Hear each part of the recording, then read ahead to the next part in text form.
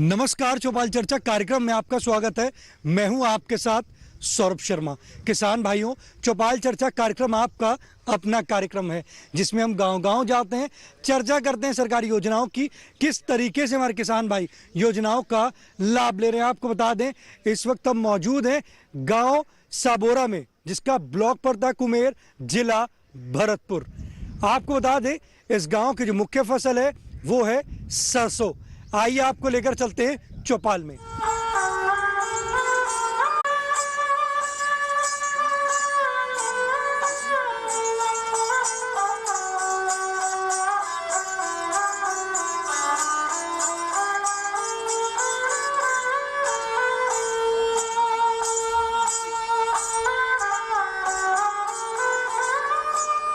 जैसे कि हमने आपको कहा था कि चौपाल में हम ले चलेंगे, हमारी जो चौपाल है वो सज चुकी है।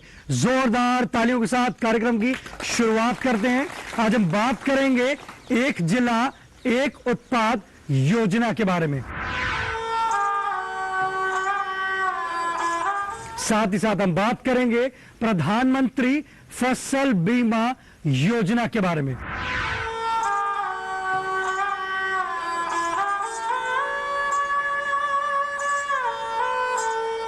हमारे बीच में वैज्ञानिक मौजूद हैं कृषि विभाग से। आइए जानते हैं, एक जिला एक उत्पाद योजना क्या है। भारत सरकार द्वारा हर जिले को एक एक कृषि उत्पाद के लिए चयनित किया गया है। भरतपुर जिले को सरसों की फसल के लिए चयनित किया गया है, क्योंकि यहाँ पर लगभग 80% जो एरिया है रबी का, उसमें सरसों की फसल होती है।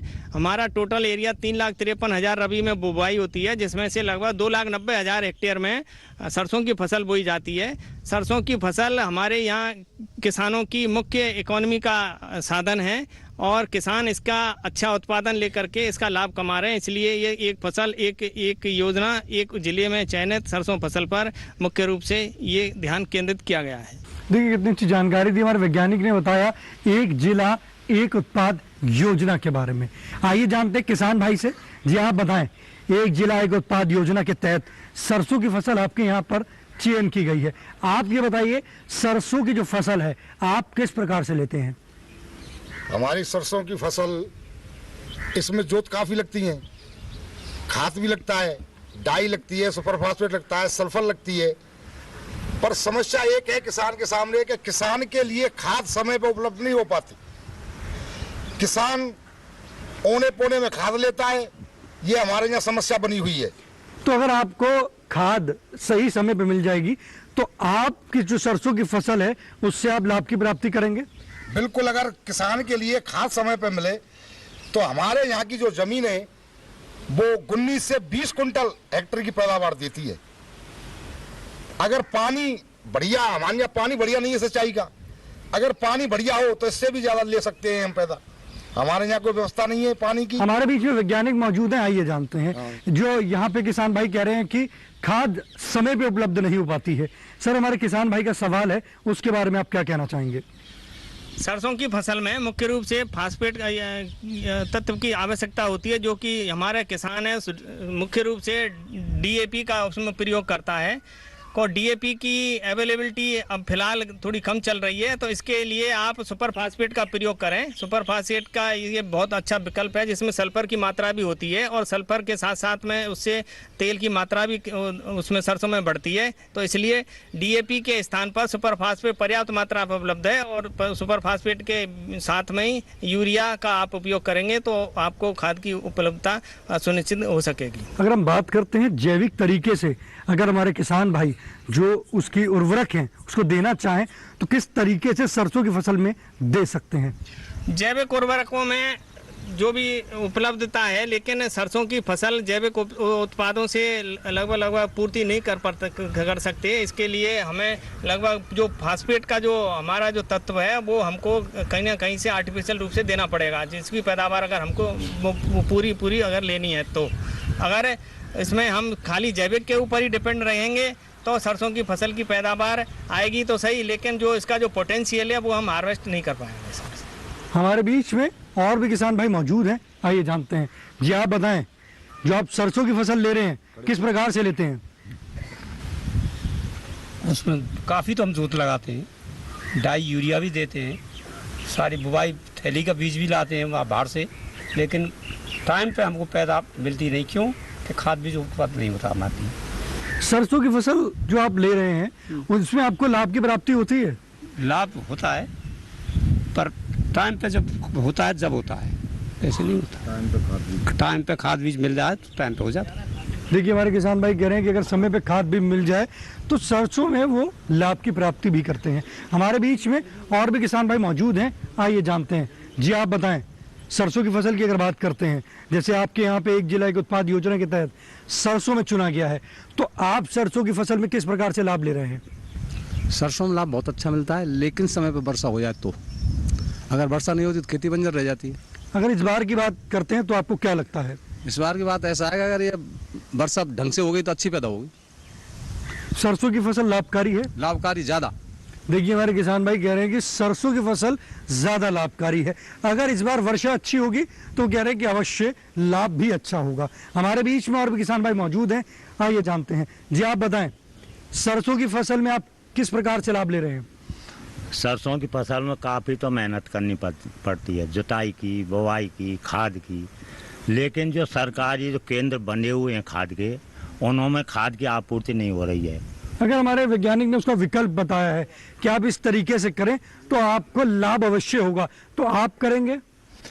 वैज्ञानिक जी ने जो उपाय बताया है, लेकिन लोग करेंगे, लेकिन उतना नहीं कर पाएंगे जितना के करते हैं। ज़्यादातर डीएपी यूरिया यूज करते हैं, सुपर फास्फेट, पोटास वगैरह कम यूज कर रहा है किसान। अगर सरकार सिंचाई के पानी की सुविधा बना दे तो किसान बहुत खुशहाल हो जाएगा। यहाँ मुख्य समस्या सिंचाई के पानी की है। देखिए हमारे किसान भाई कह रहे हैं कि अगर सरकार सिंचाई के पानी की अगर सुविधा बना दे तो उनको उससे लाभ की प्राप्ति होगी। चौपाल चर्चा कार्यक्रम में वक्त हो चुका है छोटे से ब्रेक का। ब्रेक के बाद जानेंगे इस योजना से और भी लाभ।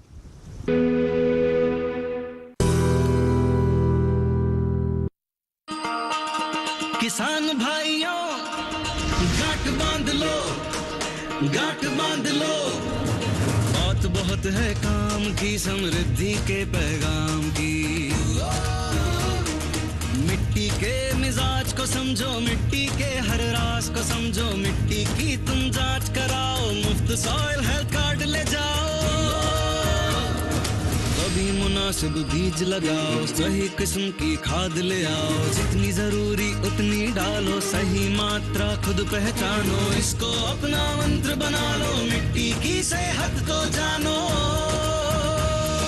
बात बहुत है काम की, कम लागत अधिक वरदान की। किसान भाइयों गांठ बांध लो, आज ही मिट्टी की जांच कराएं, राज्य सरकार के कृषि अधिकारी से संपर्क करें और मुफ्त में सॉइल हेल्थ कार्ड पाएं। कृषि और किसान कल्याण मंत्रालय द्वारा किसान हित में जारी। हर जोखिम से निकल कर फसल आए, सुरक्षित हो जाए, फसल बीमा से हर किसान अब आत्मनिर्भर हो जाए। अब सूखा पड़े या बाढ़ आ जाए कोई डर नहीं, अब ओले पड़े या कीट पतंगे फसल खा जाए कोई फिक्र नहीं। अब कैसी भी आपदा हमारी फसल पे आ जाए, क्षति होने पर हमारे दावों का उचित भुगतान मिलता है, क्योंकि हमने लिया है प्रधानमंत्री फसल बीमा। बुआई से फसल कटाई तक हर जोखिम का दावा, न्यूनतम प्रीमियम पर अधिकतम भुगतान का वादा। योजना से हर साल जुड़ रहे हैं 5 करोड़ से ज्यादा किसान। अब आपकी है बारी। नजदीकी कृषि कार्यालय, सहकारी समिति, बैंक शाखा, अधिकृत बीमा कंपनी या जन सेवा केंद्र में स्वेच्छा से करा सकते हैं पंजीकरण। फसल बीमा पोर्टल या फसल बीमा ऐप द्वारा भी किया जा सकता है पंजीकरण। प्रधानमंत्री फसल बीमा योजना, आपकी फसलों का संपूर्ण सुरक्षा कवच। कृषि एवं किसान कल्याण मंत्रालय, भारत सरकार।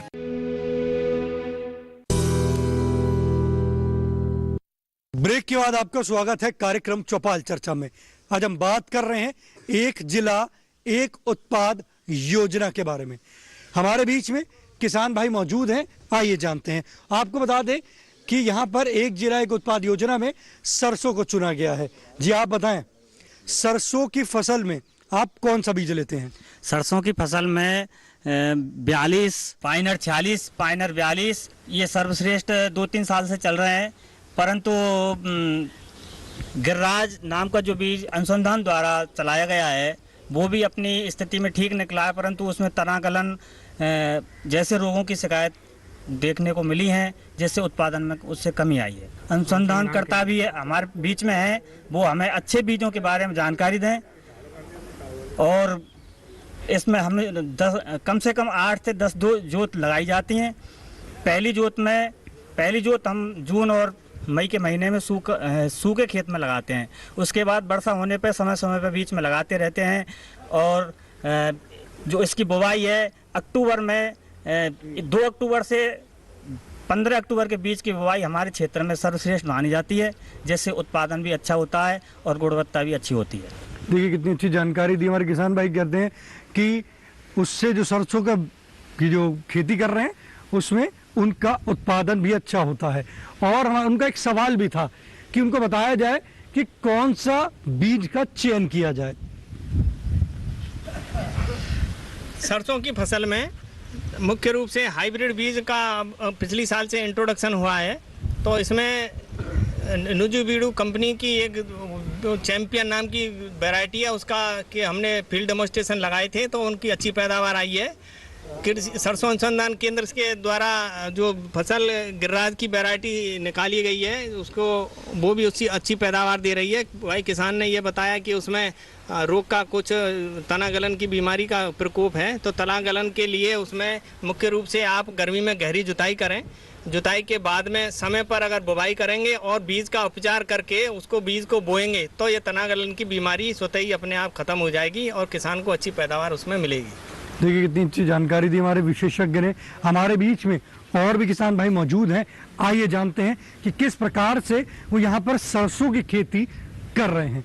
जी आप बताएं, आज हम बात कर रहे हैं एक जिला एक उत्पाद योजना के बारे में। आपके यहाँ पे जो सरसों की फसल के लिए चुना गया है, आप ये बताएं सरसों की खेती जो आप कर रहे हैं किस प्रकार से करते हैं? सरसों की खेती में सर हम जो पहले तो क्या है कि मई जून में जोत लगाते हैं, उसके बाद में इसमें काफ़ी खर्चा आता है, 10 से 12 जोत लगती है, उसके बाद में बोता है। फिर भी हमारा जो जिला है पूर्णतया मानसूनी जुआ है, जो हमारी कृषि है वो मानसूनी जुआ है एक तरह का। यहाँ पे पानी की बहुत विकट समस्या है। अगर अपने यहाँ मानसून टाइम से आता है तो ज्वार बाजरा की फसल भी अच्छी होती है, अन्यथा न ज्वार बाजरा की फसल है न सरसों की है।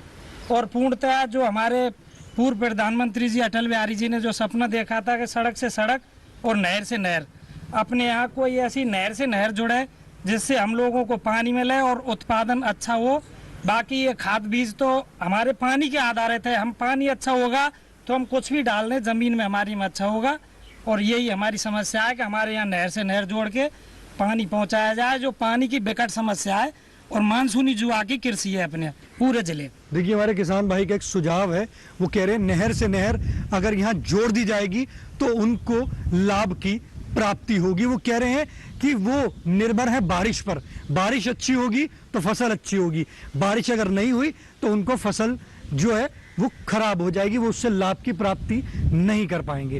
हमारे बीच में वैज्ञानिक मौजूद हैं, आइए जानते हैं। अगर हमारे किसान भाई जो हैं फसल की जो तकनीकी है उसके बारे में बताइए, किसान भाई किस तरीके से फसल को किस तकनीक द्वारा बुआई करें जिससे उनको अच्छी लाभ की प्राप्ति हो? सर्वप्रथम तो ये है कि अपना जिला जो है वन जिला और वन उत्पाद के रूप में सेलेक्ट हुआ है। गत वर्ष भी विभाग द्वारा विभिन्न कंपनियों के प्रदर्शन आयोजित करवाए गए थे फील्ड में, और उसके तहत क्या है कि सबसे प्रथम तो यह है कि किसान अपने खेत की तैयारी अच्छी तरह से करे। दूसरी, जो भी वैरायटी डिपार्टमेंट द्वारा मिल रही है अच्छी किस्म की है, हाइब्रिड है, और या किसान अपने स्तर से भी खरीदे तो अच्छी किस्म खरीदे। सर्वप्रथम तो उसका यह है। और उसकी क्या तकनीक है बुआई करने की? तकनीक ये है कि समय पर बुवाई की जाए। बुवाई से पहले सर्वप्रथम किसान को ध्यान रखना है कि उसका सीड ट्रीटमेंट जरूरी है, क्योंकि विभिन्न प्रकार की जो बीमारियां हैं, फफूंदीनाशक हैं, कीटनाशक हैं, वो बीज के अंकुरण के समय या फसल जब बड़ी हो जाती है उस समय प्रदर्शित होते हैं। तो उस यदि किसान उनका सीड ट्रीटमेंट करेगा समय पे और समय पर बुवाई करेगा, समय और कई जो फसलों की जो स्थिति होती है कि क्रिटिकल स्टेज होती है कि इस समय सरसों की फसल में हमें पानी देना है, तो उस समय यदि किसान पानी की व्यवस्था हो और उसको सिंचाई करता है तो प्रोडक्शन निश्चित रूप से किसान का बढ़ता है और उसकी आय में भी सुधार होता है। देखिए कितनी अच्छी जानकारी दी हमारे विशेषज्ञ ने। चौपाल चर्चा कार्यक्रम में वक्त हो चुका एक और छोटे से ब्रेक का। ब्रेक के बाद जानेंगे प्रधानमंत्री फसल बीमा योजना के बारे में।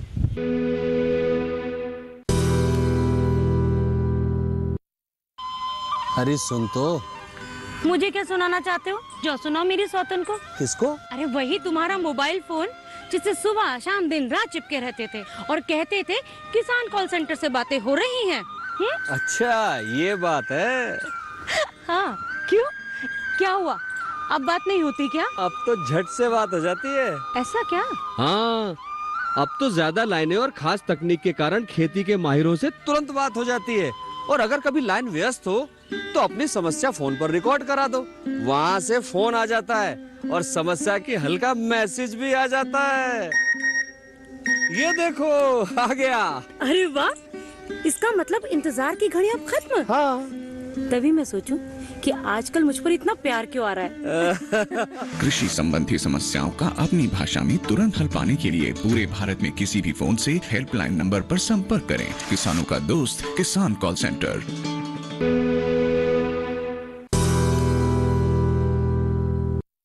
ब्रेक के बाद आपका स्वागत है गांव सबोरा की चौपाल चर्चा से। आज हम बात कर रहे हैं प्रधानमंत्री फसल बीमा योजना के बारे में। प्रधानमंत्री फसल बीमा योजना क्या है? किसान की फसलों को प्राकृतिक आपदाओं से हुए नुकसान की भरपाई के लिए भारत सरकार और राज्य सरकार द्वारा एक योजना चलाई गई है, जिसमें किसान को प्राकृतिक आपदाओं से हुए नुकसान की भरपाई की जाती है। ये योजना किसान को किसान क्रेडिट कार्ड के आधार पर स्वतः बीमा हो जाता है। दूसरी, ये स्वैच्छिक है। अगर किसान बीमा अगर नहीं कराना चाहता है तो जिसमें क्रेडिट कार्ड ले रखा है उस बैंक में वो लिख करके अगर अपनी अर्जी लगा दे तो उसका बीमा किसान का नहीं कटता है। लेकिन किसान को ये बीमा कराना चाहिए। बीमे के आधार पर ही किसान को इसका क्लेम मिलता है। दूसरी बात यह है कि इसमें 3 स्थिति ऐसी हैं जिनमें कि किसान को बीमा मिलता है। नंबर 1 तो ये पटवार सर्कल के आधार पर है। हर पटवार सर्कल का जो एरिया है उसमें अगर किसी भी कारण से, प्राकृतिक कारणों से 75% एरिया में अगर बुवाई नहीं होती है तो किसान को उसका लाभ मिलता है। दूसरी, अगर कहीं ऐसे ओलावृष्टि हो जाती है, ज़्यादा बाढ़ आ जाती है या सूखा पड़ जाता है या कोई कीटों का भारी प्रकोप होता है, ऐसे टिड्डी या कोई ऐसी कीट आ जाते हैं तो उनसे किसान की फसल अगर नष्ट हो जाती है तो उसको किसान को उसके क्लेम के आधार पर उसको नुकसान की भरपाई सरकार द्वारा या बीमा कंपनी द्वारा की जाती है। भरतपुर ज़िले में बीमा के लिए रिलायंस कंपनी इस चयनित है। 3 साल से ये कंपनी यहाँ पर काम कर रही है।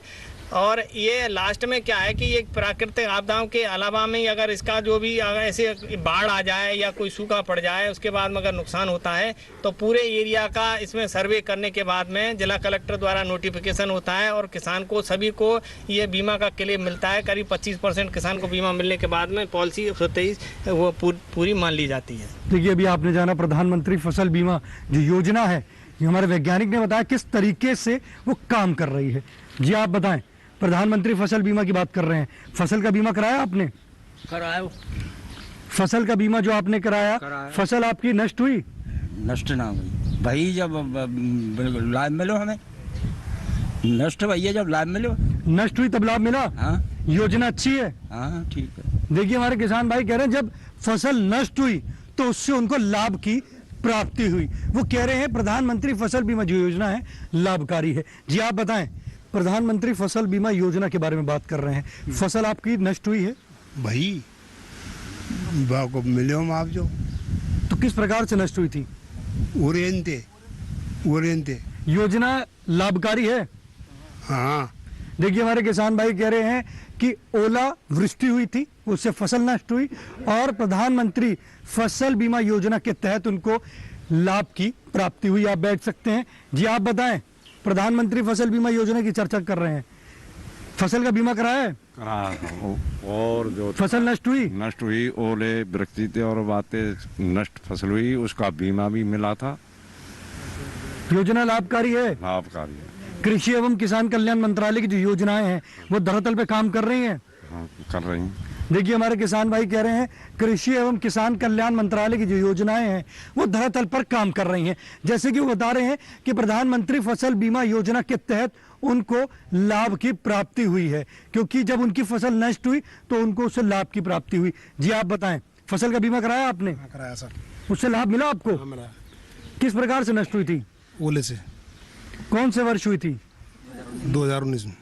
तो जब ओले से नष्ट हुई तो आपको जो मुआवजा मिला तो आपको लगता है योजना लाभकारी है? हाँ, लाभकारी है। देखिए हमारे किसान भाई कह रहे हैं जो योजना है वो लाभकारी है। जी आप बताएं, फसल का बीमा कराया आपने? फसल का बीमा कराया सर। हर वर्ष कराते हैं फसल का बीमा? हर वर्ष कराते हैं। फसल का बीमा कराना क्यों जरूरी है? लाभ के लिए। फसल नष्ट हुई थी, लाभ भी मिला। लाभ भी मिला। जो हमारे किसान भाई ये कार्यक्रम देख रहे हैं, आप उनको बताना चाहेंगे कि फसल का बीमा क्यों कराना चाहिए? लाभ के लिए कराना चाहिए। देखिए हमारे किसान भाई हमारे अन्य किसान भाइयों को संदेश दे रहे हैं कि आप भी फसल का बीमा कराएं। फसल का बीमा कराने से लाभ की प्राप्ति होती है। जी आप बताएं, फसल का बीमा कराया है? कराया था। लाभ की प्राप्ति हुई थी? प्राप्ति 2019 में हुई थी, ओलावृष्टि जब हमने मुआवजा मिला था उसका। देखिए हमारे किसान भाई कह रहे हैं कि 2019 में ओलावृष्टि हुई थी तो उससे उनको लाभ की प्राप्ति हुई। अगर आपने भी अब तक फसल का बीमा नहीं कराया तो आप अपने निकटतम कृषि विभाग में जाकर संपर्क कर सकते हैं और अपनी फसल का बीमा करा सकते हैं। जी आप बताएं, फसल का बीमा कराया था आपने? जी कराया। जानकारी है कि फसल का बीमा कराना क्यों जरूरी है? इसलिए जरूरी है कि प्राकृतिक आपदा आए तो उसके लिए सरकार अपनी तरफ से मुआवजा देती है, इसलिए जरूरी है। केंद्र सरकार भी देती है और राज्य सरकार भी देती है। वो अच्छा है, ये अच्छी स्कीम है सरकार की। तो जैसे आपको प्रधानमंत्री फसल बीमा योजना के तहत लाभ मिला है तो माननीय प्रधानमंत्री जी को इसके लिए धन्यवाद देना चाहेंगे? जी धन्यवाद देना चाहते हैं माननीय प्रधानमंत्री जी की। देखिए हमारे किसान भाई माननीय प्रधानमंत्री जी को धन्यवाद देना चाहते हैं कि जिन्होंने इतनी अच्छी योजनाएं चलाई हैं। जैसे कि हमारे किसान भाई ने प्रधानमंत्री फसल बीमा योजना से लाभ की प्राप्ति की है। सर जैसे कि हमारे किसान भाई हैं, फसल का बीमा कराना चाहते हैं और अब तक नहीं कराया, किस प्रकार से करा सकते हैं? मैंने पहले बताया कि फसल का बीमा स्वैच्छिक है और किसान अगर क्रेडिट कार्ड धारक है तो उसका बैंक से स्वतः ही बीमा हो जाता है। अगर वो जिसने बैंक से क्रेडिट कार्ड नहीं ले रखा है वो भी कस्टम जो हमारे सर्विस सेंटर बने हुए हैं उनसे आप फसल का बीमा नगद पैसा दे करके करा सकते हैं। दूसरा किसी भी संबंधित बैंक से आप वहां पे जा कर के अपनी बीमा करा सकते हैं। बीमा कंपनी का जो प्रतिनिधि है उसके पास भी आप करा सकते हैं। इसके कौन कौन से दस्तावेज देने पड़ेंगे? दस्तावेज जमाबंदी है और उसके बाद में किसान का जो भी कार्ड है या बैंक का अकाउंट है, 2-3 कोई ज़्यादा खास ज़्यादा दस्तावेजों की जरूरत नहीं पड़ती है। खाली उसका जो प्रीमियम है वो जमा हो जाए, किसान के जो हिस्सा राशि है वो जमा हो जाती है। बाकी का आधा पैसा राज्य सरकार वहन करती है, आधा केंद्र सरकार वहन करती है। किसान का खाली 1 या 2% उसमें पैसा रबी में लगता है, एक करीब 1.5% खरीफ में लगता है, तो किसान का बीमा उसमें हो जाता है। देखिए कितनी अच्छी जानकारी दी हमारे विशेषज्ञ ने। आप अपना पसंदीदा कार्यक्रम चौपाल चर्चा को आप डीडी किसान के YouTube चैनल पर भी देख सकते हैं। टीवी पे दिए गए QR कोड को स्कैन करें। आज के चौपाल चर्चा कार्यक्रम में बस इतना ही। फिर होगी आपसे मुलाकात एक नए गांव एक नए विषय के साथ। तब तक हमारी पूरी टीम को दीजिए इजाजत। आप देखते रहिए दूरदर्शन किसान। नमस्कार।